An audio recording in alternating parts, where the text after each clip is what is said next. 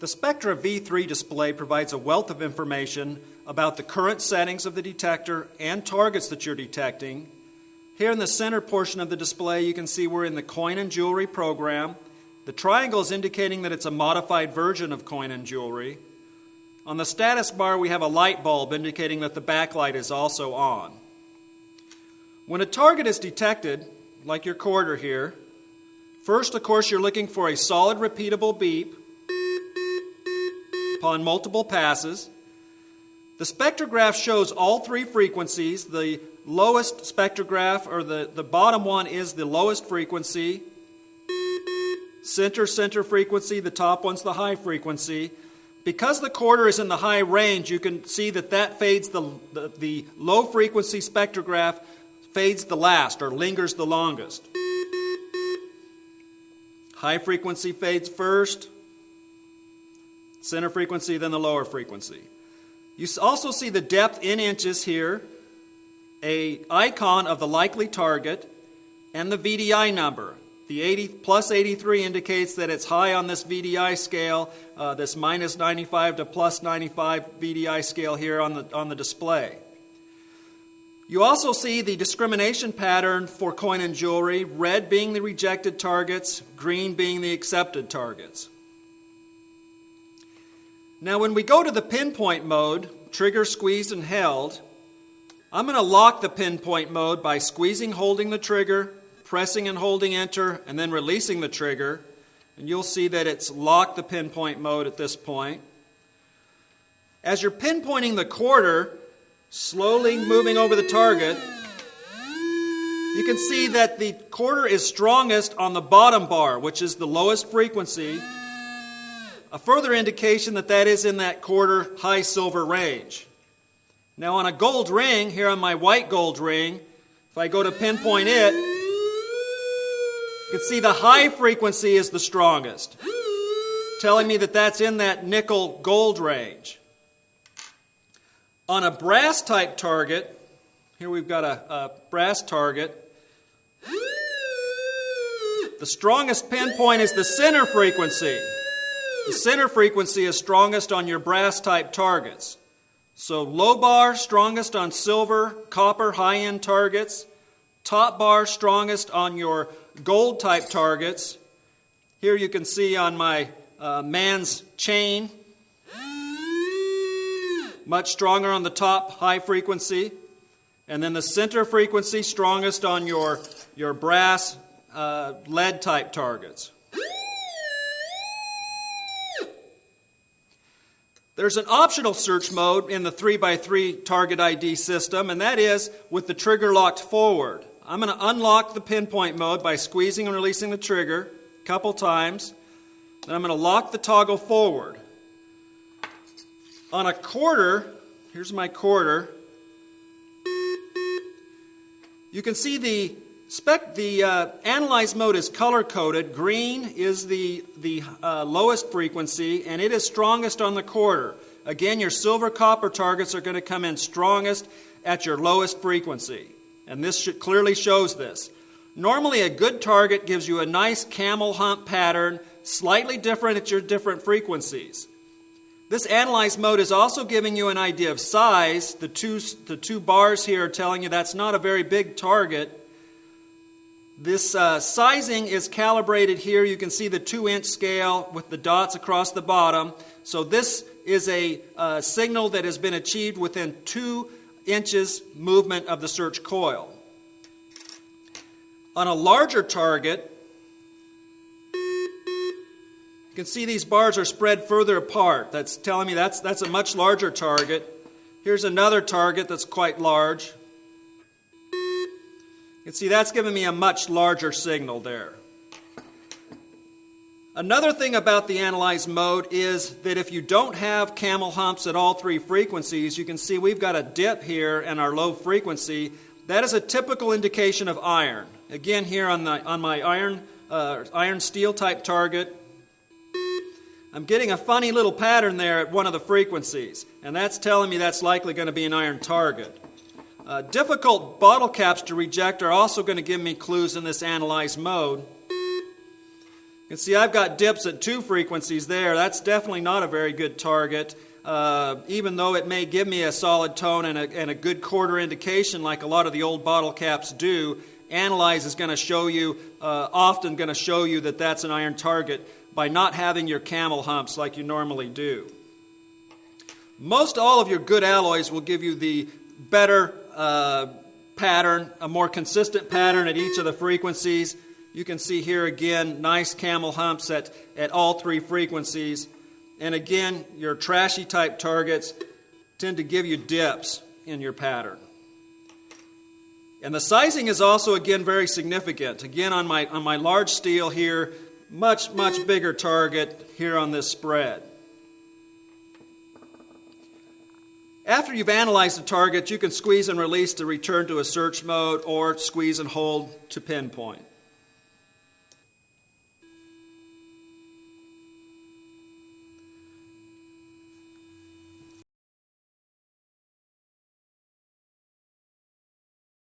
The live controls across the bottom of the display offer quick and easy access to all of the main features. Simply arrow left and right and use the arrow up and down to make adjustments. Settings with a line under it are the standard preset settings for that program. These live controls are different depending on which program you select. In other words, coin and jewelry may have different live controls compared to Salt Beach. The live controls are called live because during the adjustment of any live control, the detector is still continuously operational. When you're on a live control, pressing zoom gives you an actual menu of that particular item. Zooming to a specific menu, it is not live. It will not respond to metal targets in a regular menu. In any regular menu, pushing the toggle switch on the grip forward will give you help bubbles for that particular item. So at this point, I can arrow through the menu and look at the help bubbles for each of these features. Squeeze and release the trigger to exit to a search mode. A program will be listed in the center lower portion of the display. A triangle indicates that the coin program has been modified. Going to another program, the triangle indicates it's been modified. The check mark indicates it is still at the standard original settings or the preset settings. If you'll note, there is no triangle under coin and jewelry. If I go back to the coin program, the triangle indicates that that has been modified from the original settings. That's both on the live search screen and also into the menus. Check mark means it's the standard settings. Triangle means it's been modified. Arrowing over to the sensitivity selection, a person will want to adjust their sensitivity when the detector becomes unstable. It's beeping for no apparent reason with the loop away from the ground. Can be external noise or problems with the ground mineralization. RX gain is the main way to adjust your sensitivity. That's the preamp. There's also a separate sensitivity for the all-metal program, or the all-metal mode. Trigger squeezed and pinpoint is an all-metal mode.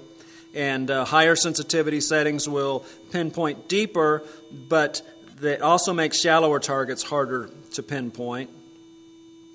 The discrimination sensitivity, that is for the motion discrimination mode, and that's another way to control both external interference and maximum depth. If you zoom on sensitivity, you have more features. TX Boost is a new one. This is going to significantly increase the transmitter. This is used for low mineralized ground. If you're getting a lot of overload, if you're getting a lot of unstable operation, you probably are not going to want to use Boost. If you're using Boost, you're going to press Enter. X in the box means it's on. It will increase your depth in low mineralized areas. Another way to deal with interference from external sources is your frequency selections. Under Frequency Live Control, I'm going to zoom. That's going to get me to the menu. I'm going to arrow down to the frequency offset.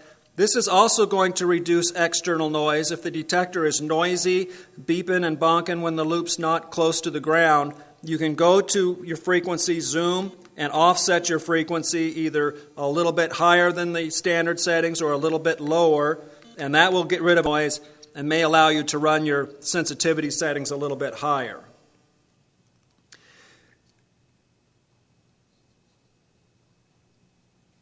If the detector is also responding to a lot of ground, you may need to do a manual ground balance. And again, that's squeeze and hold the trigger, press and hold enter, pump the search coil over the ground until the threshold tone stabilizes.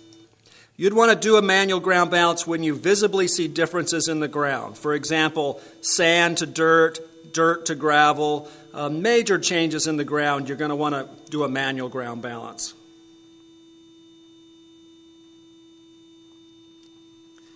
Under the discrimination section,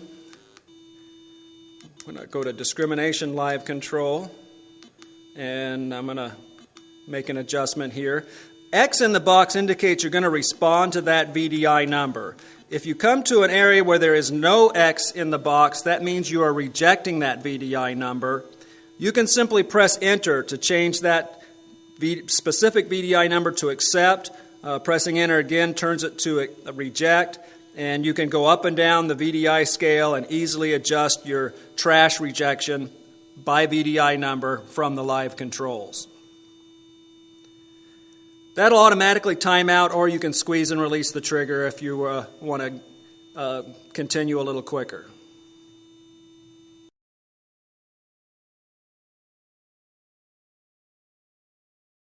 In all of the programs, arrowing to the far right will access the live control for the backlight. The backlight is preset on maximum for each of the programs, but just simply press the arrow down to reduce the backlight. At the mid-range settings, about 15% battery life is used, so that's an hour, hour and a half out of a 10-hour use.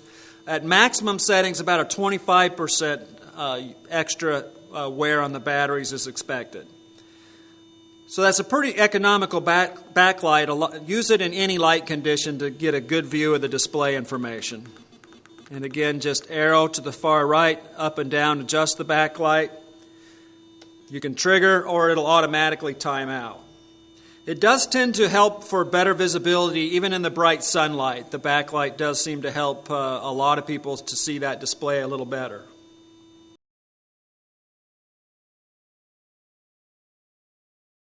You can feel free to make all of the adjustments you want from the live controls. Going back to the programs, you can see again the triangle means that we've made modifications to the coin program. The check mark means that they are at the original or factory preset settings. You can restore any program that you wish by pressing Menu and entering the program. So you can see Programs is highlighted. I'm going to press Enter. I'm going to arrow down to Restore and press Enter. Then it asks me which program I want to restore, and I'm going to restore the coin program. I'm going to Menu tab to restore, press Enter, and I've returned coin to the original settings. You can see it now has a check mark instead of a triangle, indicating that it is back on the original settings. Within any menu, triggering will back up. This backed me up to this menu level. If I trigger again, it goes back to the search mode. So you can restore any program quite easily, just going to Programs and restoring under Restore, and you're back to the original settings. The preset programs have been developed by experienced operators who have been involved in field testing. They're going to be very good settings for their described purpose. Of course, saltwater beach would be on the ocean-type beaches. Coin just for typical coins. Coin and jewelry is a little less trash rejection. You have a relic program, a prospecting program. Each of these programs acts and sounds significantly different, and the feature setup has already been arranged for you to be really good for that particular purpose. And again, you can just switch to them on the fly by selecting programs and using your arrow up and down. The switch is instantaneous, and it's shown which program you're in the lower center portion of the display. Again, check mark indicates it's at its original setting. Triangle indicates it has been modified.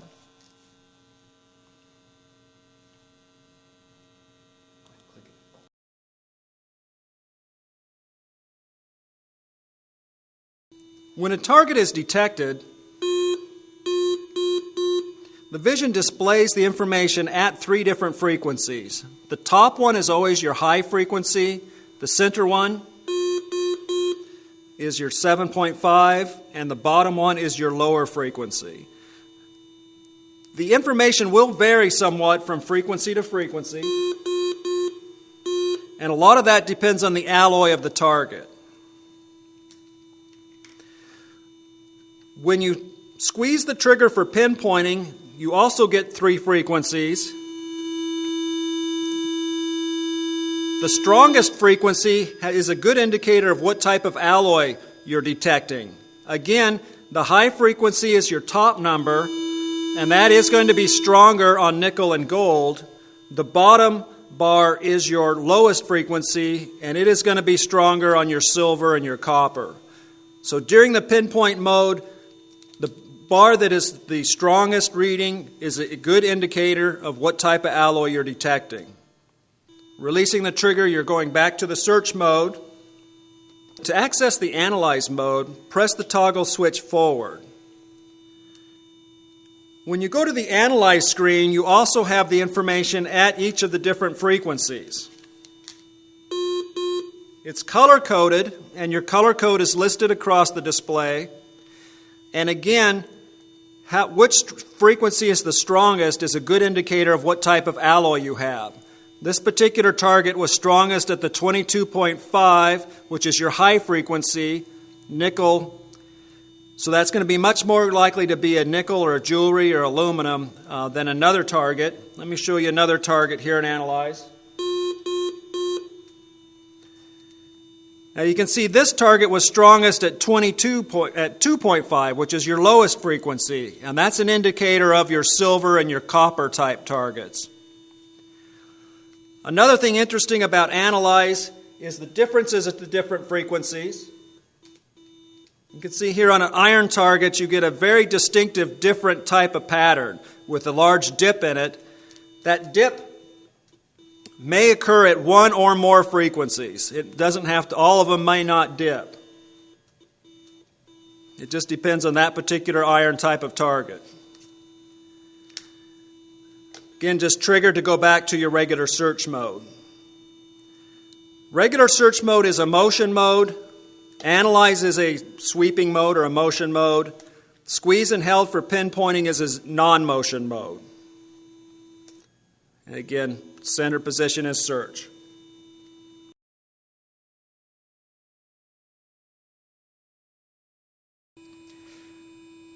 There's there's actually 4 different ways you can save your settings. Normally, if you make adjustments to the detector, if I change programs, if I use the live controls and change my volume up and down, those changes are automatically saved. So each time I come back to this coin and jewelry program, changes that I've made are still there and still functioning.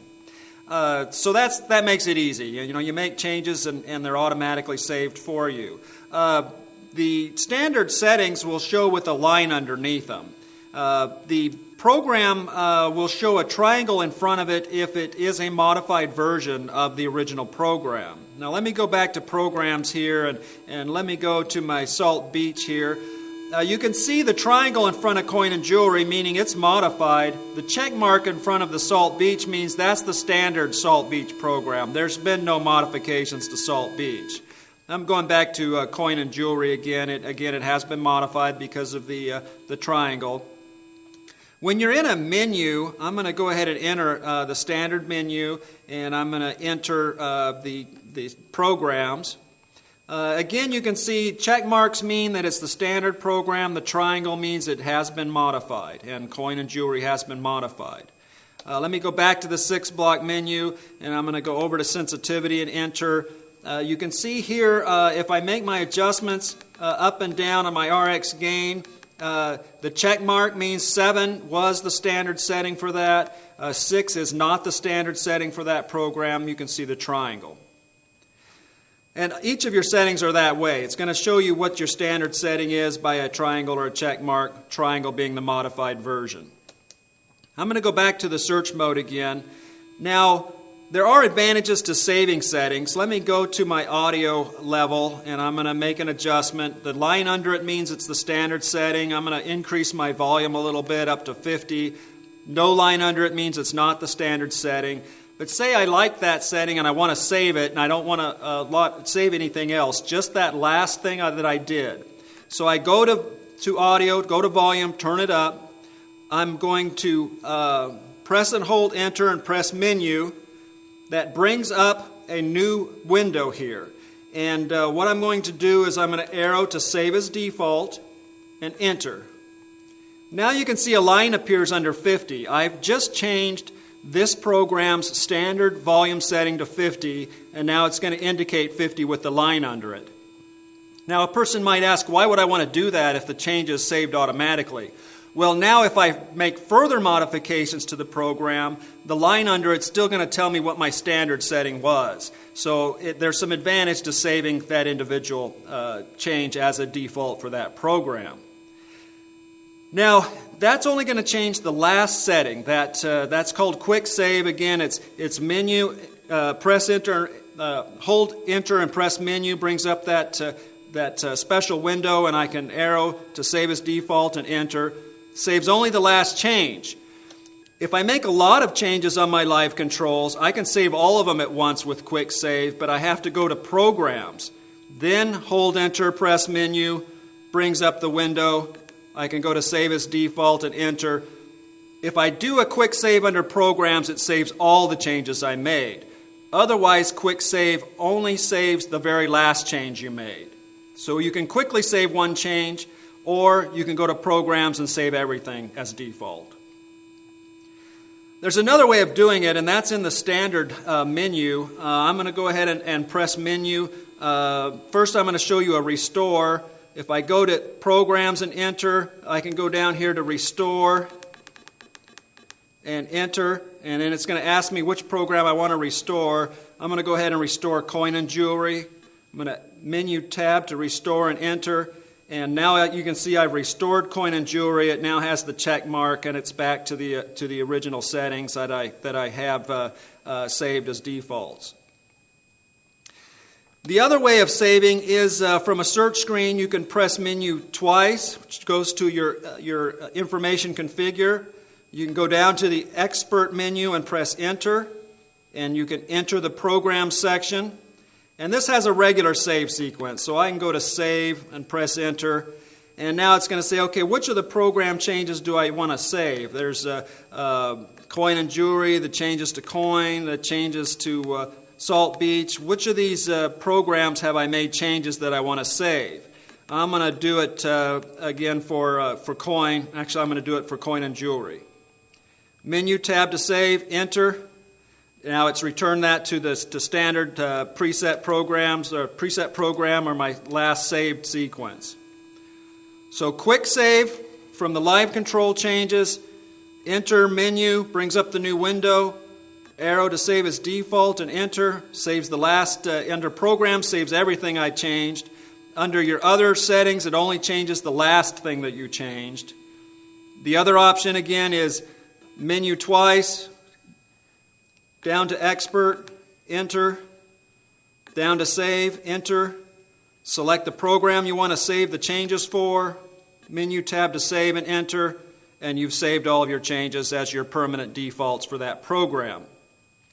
The Spectra V3 saves all of the original factory programs in the library. So you can go to library and you can store programs or rename programs or erase programs.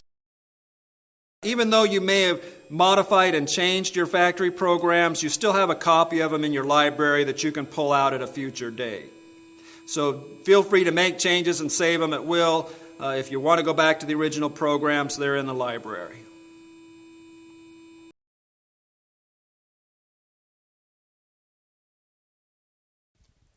Your SpectraSound wireless headphone system has been designed from the ground up with a single purpose: to work perfectly with your Spectra V3 detector. SpectraSound is not an off-the-shelf system adapted for metal detection use. A single button on the headset turns SpectraSound on and off. All other functions are part of your Spectra V3. Dependable, comfortable, no delay real-time audio that matches perfectly your detector's sweep speed and speaker response. To set up, locate the battery door and open by turning counterclockwise to the open position. Install the two provided AA batteries. Take care to orient them properly. Replace the battery door and turn clockwise to the locking position. The SpectraSound comes factory pre-connected to channel 4, allowing a quick connect sequence. To activate the wireless headphones, highlight Audio Level under Live Controls and press Zoom. Arrow down to Wireless Headphones and press Enter. Press Enter one more time to enable. Press the power button on the wireless headphones. And away you go. The wireless headphones are activated and functioning on channel 4 automatically. No connect sequence is required on channel 4. Squeeze and release the trigger to return to a search mode.